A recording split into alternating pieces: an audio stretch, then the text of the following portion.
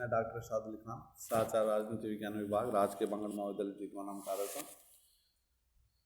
राज्य के प्रकृति कार्य के संदर्भ में हमने उदारवाद सिद्धांत का अध्ययन किया था। अब हम आदर्शवादी सिद्धांत का अध्ययन करेंगे। राज्य की प्रकृति का आदर्शात्मक सिद्धांत कई नामों से जाना जाता है, जैसे कि बोसोंको जैसे लेखक लिखते हैं इसे दार्शनिक सिद्धांत, फिलोसफिकल थ्योरी। हॉब्स इसे आध्यात्मिक चिंतन यानी मेटाफिजिकल थ्योरी के नाम से पुकारते हैं। इस सिद्धांत का जन्म प्लेटो और अरिस्टोटल के विचारों से हुआ। इसके अनुसार राज्य एक प्राकृतिक एवं स्वयं पूर्ण संस्था है और व्यक्ति राज्य के अंतर्गत रहकर ही अपने व्यक्तित्व का सर्वोच्च विकास कर सकता है। इस सिद्धांत के अनुसार राज्य स्वयं ही एक लक्ष्य है। यानी कि आदर्शवादी सिद्धांत का प्रतिपादन प्रमुख रूप से कांट, हिगल, ग्रीन, ब्रेंडले, बोसंक आदि विचारकों के द्वारा किया गया। इस सिद्धांत का चरमोत्कर्ष हमें हिगल की विचारधारा में मिलता है। आदर्शवादी सिद्धांत का अध्ययन हम दो भागों में करते हैं। ग्रीन आदि विचारकों द्वारा प्रतिपादित मध्यम वर्गीय आदर्शवाद और हिगल आदि दार्शनिकों द्वारा प्रतिपादित उग्र आदर्शवाद। मध्यम वर्गीय आदर्शवाद में जैसे इसका प्रतिपादन कांट और प्रमुख रूप से थॉमस हिल ग्रीन के द्वारा किया गया है। ग्रीन एक ब्रिटिश दार्शनिक था, वह ब्रिटेन के उदारवाद से प्रभावित था। इसके साथ ही ग्रीन हिगल द्वारा प्रतिपादित आदर्शवाद से भी प्रभावित था, इसलिए उसकी विचारधारा में उग्र राष्ट्र आदर्शवाद और ब्रिटेन के उदारवाद के बीच समन्वय मिलता है। इसी कारण इसे मध्यम मार्गीय आदर्शवाद के नाम से जाना जाता है। इस मध्यम मार्गीय आदर्शवाद के प्रमुख सिद्धांत इस प्रकार से हैं, जैसे राज्य एक नैसर्गिक संस्था है। यानी कि प्रोफेसर गिन कहते हैं कि मानवीय चेतना स्वतंत्रता की मांग करता है और स्वतंत्रता में ही अधिकार निहित है और अधिकार राज्य की मांग करते हैं। राज्य एक नैतिक संस्था है। यानी कि आदर्शवादी सिद्धांत राज्य एक जीवित स्वाभावी है और राज्य और व्यक्ति में वही संबंध है जो शरीर और अंग में होता है। यानी राज्य अपने नागरिकों को सामाजिक इच्छा का प्रतिनिधित्व करती है। राज्य का आधार व्यक्तियों की सामाजिक और जन कल्याणकारी इच्छा है। ग्रीन के अनुसार राज्य शक्ति नहीं वर्ण मानव इच्छा पर आधारित होता है। व्यक्ति राज्य की आज्ञाओं का पालन और स्वयं अथवा भय के कारण नहीं वर्ण अपनी स्वाभाविक प्रवृत्ति कारण करते हैं। इसके पश्चात जर्मन दार्शनिकों का उग्र आदर्शवादी सिद्धांत, जिसमें जर्मन विद्वान कांट ने तो आदर्शवादी सिद्धांत का प्रतिपादन उदारवादी ढंग से पर ही किया था, परंतु हिगल ने इस सिद्धांत को अत्यंत उग्र रूप प्रदान कर दिया। हिगल ने उग्र आदर्शवाद का परिचय उसके इस कथन से प्राप्त किया जा सकता है, जिसमें वह कहता है कि राज्य पृथ्वी पर परमात्मा का अवतरण है, वह सर्वशक्तिमान है, वह कभी त्रुटि नहीं करता और अपने लाभ के लिए बड़े से बड़ा बलिदान प्राप्त करने का अधिकारी है। अंग्रेज आदर्शवाद बोसंक के भी हिगल का अनुयायी है। उग्र आदर्शवाद के प्रमुख सिद्धांतों का प्रतिपादन निम्न प्रकार से किया जा सकता है। हम कह सकते हैं राज्य और व्यक्ति के मध्य संबंध प्राकृतिक होते हैं।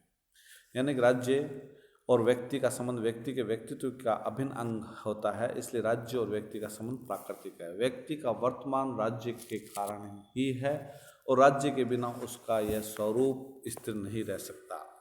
राज्य मानवीय स्वतंत्रता की प्राप्ति का एकमात्र साधन है। राज्य जैसे कि हम कहते हैं एकमात्र साधन है, इसलिए स्वतंत्रता कानून एक दूसरे के विरोधी नहीं वरन एक ही वस्तु के दो भाग हैं। यानी हिगल ने कहा था कि राज्य के बिना वास्तविक स्वतंत्रता की प्राप्ति नहीं की जा सकती। राज्य ही नैतिकता की स्रोत है। यानी कि हिगल के अनुसार राज्य अपने कार्यों में नैतिक नियमों से मर्यादित नहीं होता वरन वह तो स्वयं ही सामाजिक नैतिकता का स्रोत है। हिगल के अनुसार उचित अनुचित का विचार राज्य ही कर सकता है। बोसंक के हिगल के अनुयायी बोसंक के शब्दों में राज्य विश्वव्यापी नैतिकता का नैतिक संगठन का अंग न होकर समस्त नैतिक संस्कार का अभिभावक है। व्यक्ति को शासन के विरुद्ध विद्रोह का अधिकार नहीं। यानी उग्र आदर्शवाद के अनुसार राज्य सामान्य इच्छा का प्रतिनिधित्व करता है। सामान्य इच्छा मनुष्य की सद्भावना का प्रतिनिधित्व करती है, अतः राज्य की आज्ञा पालन में मनुष्य अपने ही सद इच्छाओं का पालन करता है। युद्ध वांछनीय है।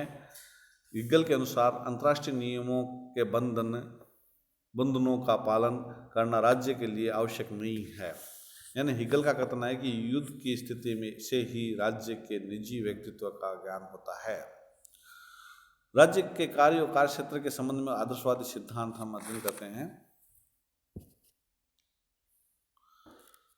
तो उसमें हम पाते हैं कि हिगल द्वारा विचारकों द्वारा प्रतिपादित उग्र आदर्शवाद और ग्रीन विचारकों द्वारा प्रतिपादित मध्यम मार्ग आदर्शवाद। हिगल का आदर्शवादी विशुद्ध आदर्शवाद है जो राज्य की सत्ता, शक्ति और कार्य क्षेत्र के संबंध में किसी भी सीमा को स्वीकार नहीं करता।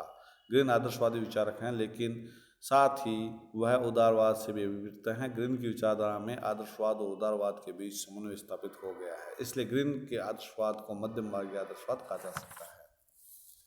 राज्य के कार्य क्षेत्र के प्रसंग में हिगल की विचारधारा, जैसे कि हम कह सकते हैं, यानी उग्र आदर्शवादी विचारधारा में राज्य साधन है, साध्य नहीं, राज्य साध्य है, साधन नहीं, यानी कि व्यक्तिवाद, समाजवाद और दूसरी अन्य विचारधाराएं राज्य को व्यक्तित्व के विकास का एकमात्र साधन मानते हैं, बनाती है, परंतु आदर्शवादी राज्य को साध्य मानते हैं। आधे घंटे बाद में राज्य का अपना लक्ष्य तथा व्यक्तित्व है। फिक्टे कहते हैं कि जिस प्रकार एक तेल चित्र तेल के कणों का केवल समूह नहीं वरन उससे अधिक है, जिस प्रकार एक पत्थर की मूर्ति संगमरमर के कणों का समूह मात्र नहीं है, जिस प्रकार एक मनुष्य घटकों और रक्त धमनियों का समूह मात्र ना होकर उससे अधिक है, ठीक उसी प्रकार राष्ट्र व्यक्तियों का समूह मात्र ना होकर उससे अधिक है। इस राज्य सामान्य इच्छाओं का प्रतिनिधित्व करता है, जैसे कि इसमें लिखा है, हम कह सकते हैं कि आदर्श इच्छा, रियल विल भी सम्मिलित होती है। सामान्य इच्छा का प्रतिनिधित्व होने के कारण राज्य के सभी कार्य आवश्यक रूप से उचित और विवेकपूर्ण और नैतिकतापूर्ण होते हैं। राज्य आंतरिक और बाह्य दृष्टि से सर्वशक्तिमान होता है, यानी कि हिगल जैसे विचारक राज्य पृथ्वी पर परमेश्वर की अवधारणा है, यह पृथ्वी पर विद्यमान एक दैवी विचार है। मानवीय स्वतंत्रता राज्य के आज्ञा पालन में ही निहित है, यानी आदर्शवादी राजकीय बंधनों के अभाव का स्वतंत्रता नहीं समझते। इस संबंध में उनका विचार है कि जिस प्रकार कुरूपता के अभाव का अर्थ स्वतंत्रता नहीं, उसी प्रकार बंधनों का अभाव का अर्थ स्वतंत्रता नहीं है। यानी कि प्रोफेसर बार्कर अपनी तार्किक शैली में लिखते हैं कि मानवीय चेतना स्वतंत्रता को जन्म देती है, स्वतंत्रता में अधिकार का भाव निहित है और अधिकार अपनी रक्षा हेतु राज्य की मांग करते हैं। राज्य अधिकारों का जन्म जाता है, यानी कि राज्य आदर्शवादी, व्यक्तिवादी और अनुबंधवादियों की भांति राज्य से पूर्व प्राकृतिक अधिकारों की अस्तित्व को स्वीकार नहीं करते हैं। वे अधिकार को मानव जीवन की ऐसी बाह्य परिस्थितियाँ मानते हैं जिसके द्वारा व्यक्ति का आंतरिक विकास संभावित होता है। राज्य की एकमात्र ऐसी संस्था है जो व्यक्ति के आंतरिक विकास हेतु आवश्यक बाह्य परिस्थितियाँ उत्पन्न कर सकती है। व्यक्ति और राज्य में कोई विरोध नहीं, यानी आदर्शवादी व्यक्ति और राज्य के पारस्परिक संबंध के विषय पर सावयव सिद्धांत को स्वीकार करते हैं। उनका विचार है कि जिस प्रकार अंग और शरीर के हितों में कोई विरोध नहीं होता, उसी प्रकार व्यक्ति और राज्य में विरोध संभव नहीं है।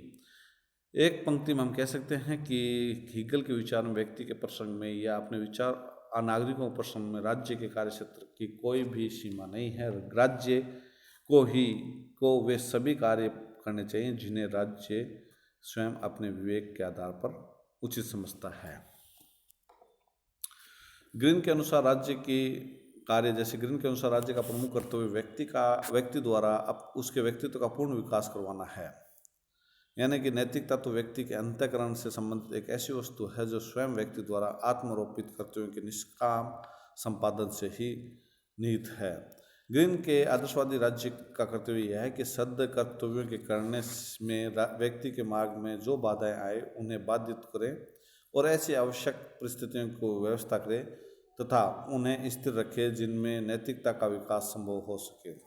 यानी कि नकारात्मक दृष्टि से, जैसे ग्रीन का विचार है कि राज्य का कार्य नकारात्मक तथा सकारात्मक दोनों ही प्रकार के होने चाहिए। नकारात्मक दृष्टि से वह यह कह चाहता है कि राज्य व्यक्ति को वे कार्य करने दे जो करने योग्य हैं और इनके करने में जहां वह बाधाओं के कारण असमर्थ हो उन बाधाओं को दूर करे। यानी कि सकारात्मक दृष्टिकोण से राज्य के कार्य क्षेत्र की व्याख्या करते हुए ग्रीन राज्य का अधिकार देता है कि राज्य नैतिकता का विकास के हेतु जहाँ उपयुक्त समझे वहाँ हस्तक्षेप करे और यदि आवश्यक हो तो बल प्रयोग भी करे। यानी कि इस प्रकार बार्कर लिखता है कि ग्रीन संविधानता की सृजना के लिए बल का प्रयोग करता है। यानी राज्य के कार्यों के संबंध में ग्रीन के उपयुक्त विचार नकारात्मक भाषा में होने पर भी, जैसा कि बार्कर ने कहा, अपने उद्देश्यों प्रकृति की दृष्टि से सकारात्मक है। ग्रीन ने राज्य द्वारा सद्जीवन के मार्ग की सभी बाधाओं को दूर करने की जो बात कही, उसके आधार पर यह कहा जा सकता है कि उसने 20वीं सदी में के लोक कल्याण का राज्य की नींव डाली है।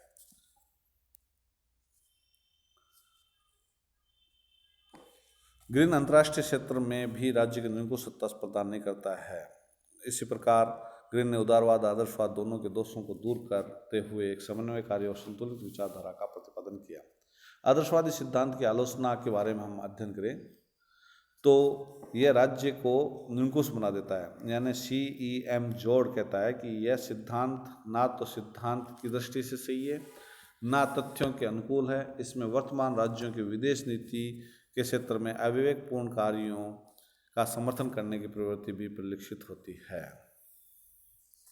व्यक्तिगत स्वतंत्रता का विनाशक है आदर्शवाद। जैसे कि लास्की कहता है कि व्यक्ति का अपना पृथक अस्तित्व होता है, परंतु यह सिद्धांत व्यक्ति के इस पृथक अस्तित्व को समाप्त कर देता है। जोड़ कहता है कि आदर्शवादी सिद्धांत व्यक्ति की स्वतंत्रता के प्रतिकूल है, क्योंकि व्यक्ति और राज्य के मध्य जब कभी कोई संघर्ष होता है तो यह सिद्धांत मान लेता है कि इसमें राज्य ही सच्चा है और व्यक्ति नहीं। राज्य साधना साध्य नहीं। प्रोफेसर हॉबहाउस कहता है कि राज्य एक विशाल संस्था है, परंतु जब राज्य को उसके नागरिकों से भिन्न और उच्च सत्ता मान लिया जाता है तो यह एक कृत्रिम देवता बन जाता है और इसकी पूजा घृणायुक्त रूप धारण कर लेती है, जैसा कि यश प्रशी और सौम्य में पाया जाता है। यानी कि यथार्थ और आदर्श इच्छा का अंतर अव्यवहारिक है।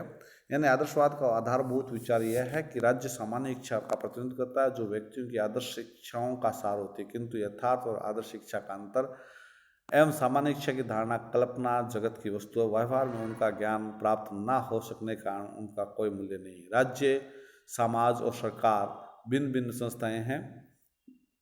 यानी कि राज्य समाज और राज्य सरकार को एक दूसरे का पर्याय समझ लिया गया, किंतु वास्तव में राज्य सरकार समाज एक ही नहीं है। राज्य के स्वरूप को यथार्थ रूप में समझने के लिए इसमें अंतर करना आवश्यक है।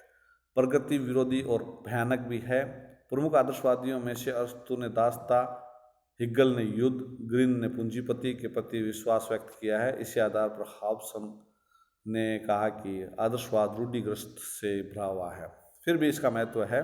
जैसे गेटल कहता है कि राज्य किस प्रकार का होना चाहिए। यदि इस दृष्टि से आदर्शवादी सिद्धांत की परीक्षा करें तो पता चलता है कि इस सिद्धांत का कुछ महत्व है और यह लोगों के उस राज्य के प्रति कृतज्ञ रहने और उसके लिए बलिदान करने के लिए प्रेरणा देता है जिसके द्वारा सभ्यता का विकास किया गया है। इस सिद्धांत की अधिकांश आलोचनाएं उस व्याख्या के कारण की गई जो हिगल ने ठीक प्रकार से न समझकर प्रस्तुत की है। आदर्शवादी सिद्धांत की उदारवादी व्याख्या उसके विरोधी सिद्धांत की अपेक्षा सत्यता को अधिक निकट और बनाती है। आज इतना ही, धन्यवाद। इसके बाद में हम मार्क्सवादी सिद्धांत का अध्ययन करेंगे।